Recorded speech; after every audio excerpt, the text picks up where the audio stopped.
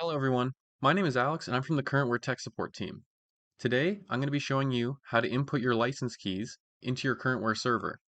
Upon purchasing any of our software solutions, you should receive an email from our operations that will include all of your licensing information.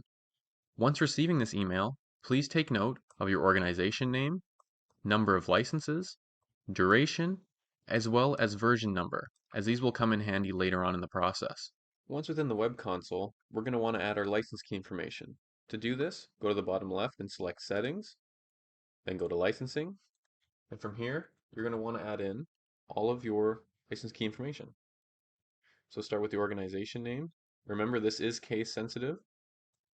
You're going to want to add in the number of licenses, as well as the key itself. You can just copy and paste this from your email. Select the Register button, and it should apply your license keys for you. Perfect. Also, take note that if you were sent version 8 keys from our team, they will only work within an 8.0 console. Attempting to use these on an older version will provide an error for you. So you can select these and assign these to a computer.